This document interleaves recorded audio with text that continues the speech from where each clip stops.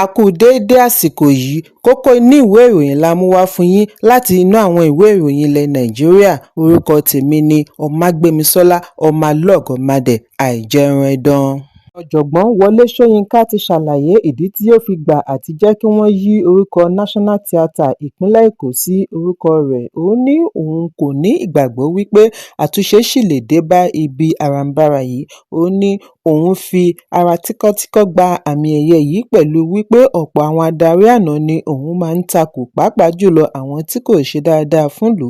Ṣóyínká tí ó ń sọ̀rọ̀ níbi ìṣíde gbọ̀ngàn Wọlé Ṣóyínká Center for Culture and Creative Arts tí a mọ̀ sí National Art Theatre Ìgànmú ní òun gbà láti kó ọ̀rọ̀ òun jẹ bí ó bá jẹ́ wípé àyípadà ibi àràǹbarà yìí ni ó jẹ́ èrè òun.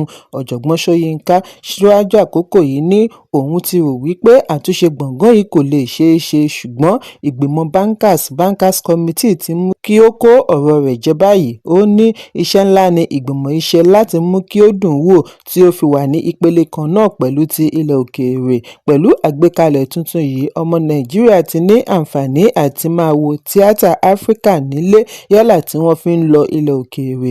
Bílíọ̀nù 68 náírà (68 billion naira) ní ìgbìmọ̀ yìí ná lórí iṣẹ́ àkànṣe.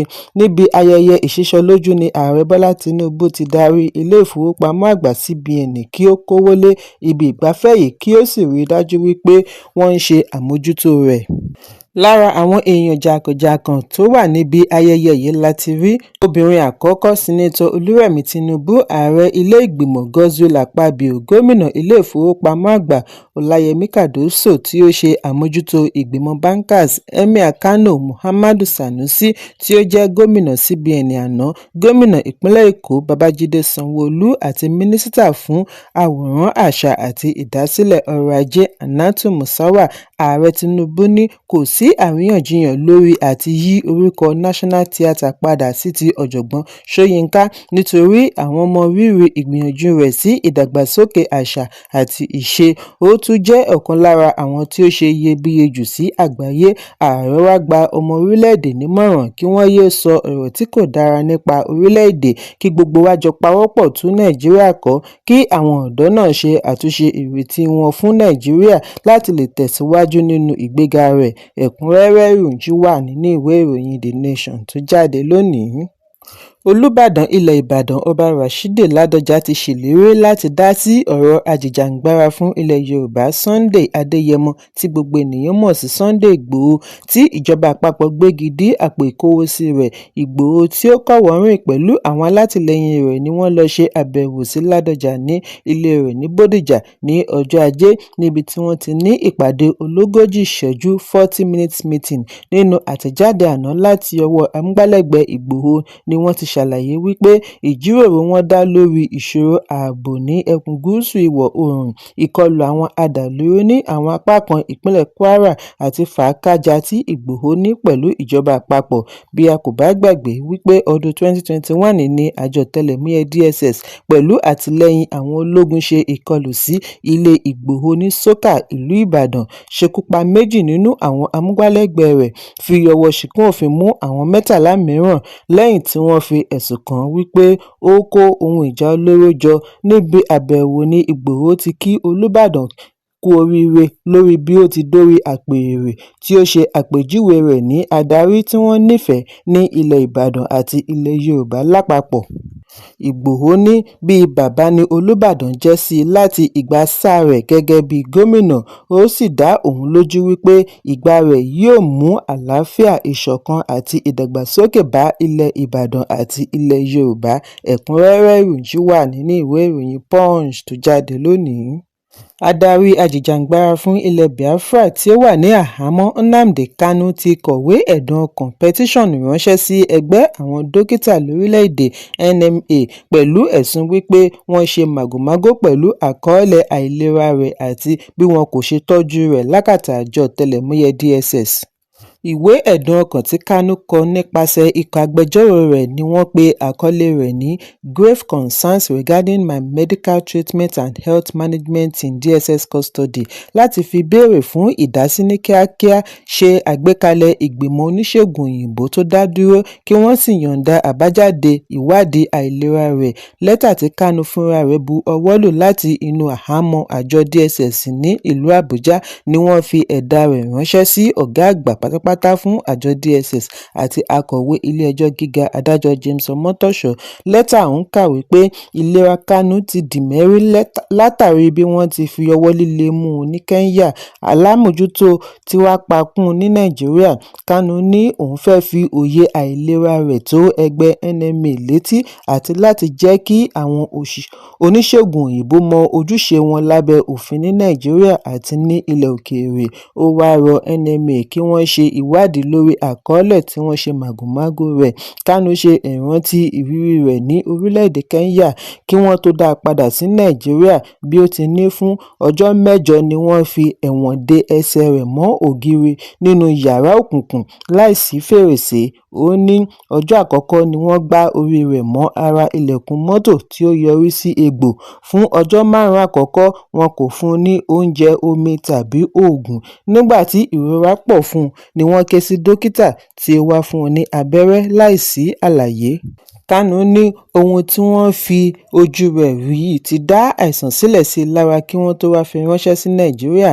Adarí IPOB ṣe ẹ̀sùn wípé gẹ́lẹ́ tí ó dé Nàìjíríà ní àyẹ̀wò ṣe àfihàn life-threatening potassium deficiency. Bí ó ti ní dókítà tí àjọ DSS gbà ni ó wá ṣe àgbélẹ̀rọ àbájáde ìwádìí àìlera rẹ̀. Ó ní lọ́gán tí Dr. Nasir Mohammed gba iṣẹ́ ni ó bẹ̀rẹ̀ sí ṣe àgbélẹ̀rọ èsì àyẹ̀wò, ṣe àkọọ́lẹ̀ normal potassium level tí ó sì jẹ́ wípé ewu ni àìlera rẹ̀ wà. Láàárín ẹ̀ ni ẹ̀jẹ̀ bẹ̀rẹ̀ sí dà ní imú rẹ̀, dákúṣeré, àyà dídùn, ẹ̀fọ́rí àti ẹsẹ̀ tó ń wú. Ìdí nìyí tí ó fi ẹ̀sùn kan àwọn dókítà wípé wọ́n ṣe àgbélẹ̀rọ èsì àyẹ̀wò, èyí sì ṣe lòdì sí òfin iṣẹ́ wọn.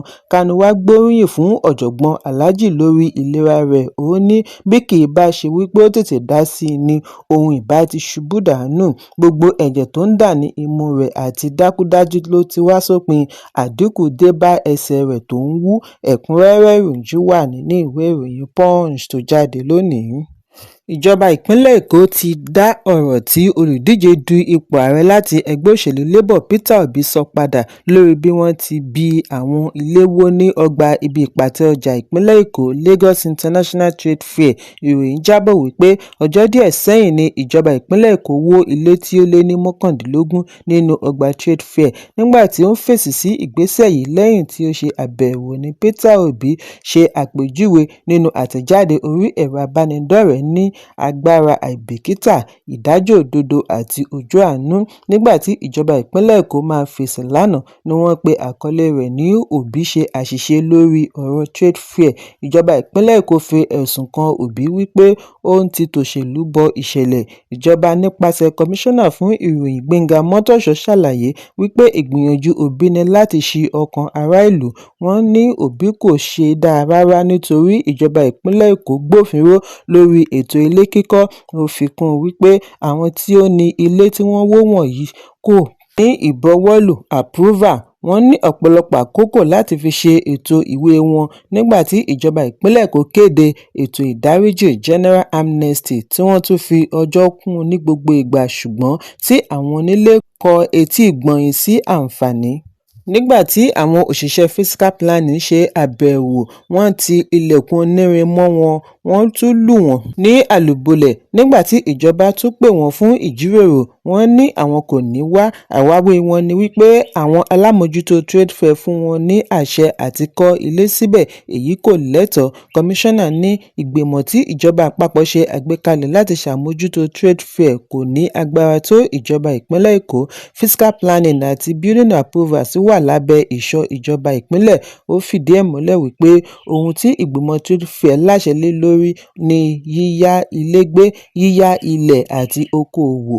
òun ní a gbọ́dọ̀ mọ irúfẹ́ àwùjọ tí a wà, ṣé èyí tí òfin ń darí tàbí èyí tí ọkàn wa emotions ń darí, tí àwọn olóṣèlú tó wá ń ta epo sí. Ẹ̀kúnrẹ́rẹ́ ìròyìn yìí wà nínú ìwé ìròyìn Daily Post tó jáde lónìí. Igbákejì ààrẹ ìjẹta Atiku Abubakar ti ní òun yóò yẹ̀bá fún olùdíje du ipò ààrẹ tí ó jẹ́ ọ̀dọ́ bí òun bá pàdánù ìdìbò abẹ́lé ẹgbẹ́ òṣèlú African Democratic Congress (ADC) síwájú ìdìbò gbogbogbò ọdún 2027. Níbi ìfọ̀rọ̀wánilẹ́nuwò àná pẹ̀lú iléeṣẹ́ ìròyìn BBC lédè Hausa ní Atiku tí ó jẹ́ olùdíje du ipò ààrẹ láti ẹgbẹ́ òṣèlú PDP ní ọdún 2023 ti ní àsìkò kò tíì tó láti fìdí ẹ̀ múlẹ̀ bóyá òun yóò díje, ṣùgbọ́n tẹnumọ́ wípé ohun tí ó jẹ àwọn lógún ni láti ṣe àgbékalẹ̀ ẹgbẹ́ kí wọ́n sì rí èrò tí yóò tẹ̀lé wọn. Atiku ní bí òun bá díje tí ẹni kéré sí gba ipò mọ́ lọ́wọ́, òun á gbá kámú nítorí ẹgbẹ́ tí wọ́n darapọ̀ mọ́ báyìí mú ètò ọ̀dọ́ àti obìnrin lọ́kùnkúndùn. Ẹ̀kúnrẹ́rẹ́ ìròyìn yìí wà nínú ìwé ìròyìn Vanguard tó jáde lónìí. Igbákejì ààrẹ Kashim Shettima ti padà sí ìlú Àbújá lónìí lẹ́yìn ọ̀sẹ̀ kan ìrìnàjò lọ ilẹ̀ òkèèrè láti lọ ṣe aṣojú ààrẹ Bọ́lá Tinubu níbi ìpàdé 80th United Nations General Meeting (UNGA) ní ìlú New York kí ó tó wá fàdàgbà ètò padà sí Jámánì. Níbi ìpàdé alágbára ní New York ní igbákejì ààrẹ ti ṣe àgbékalẹ̀ ọ̀rọ̀ àkọọ́lẹ̀ Tinubu níbi tí Nàìjíríà ti pè fún àtúpalẹ̀ ètò United Nations títí kan ìpèsè àga títí láé fún ará Áfíríkà láàrin ìgbìmọ̀ Security Council. Ẹ̀kúnrẹ́rẹ́ ìròyìn wà nínú ìwé ìròyìn The Nation tó jáde lónìí. Kókó inú ìwé ìròyìn àsìkò yìí kò ní jù báyìí lọ. Ẹ pàdé mi ní ìrọ̀lẹ́ fún àkọ́tún ìròyìn. Kí a tó lọ, ẹ má ṣaláì fi àkíyèsí yín ránṣẹ́ kí ẹ sì bá wa subscribe sójú náà wa lórí YouTube kí kókó inú ìwé ìròyìn lè máa tẹ̀ yín lọ́wọ́ ní kíákíá.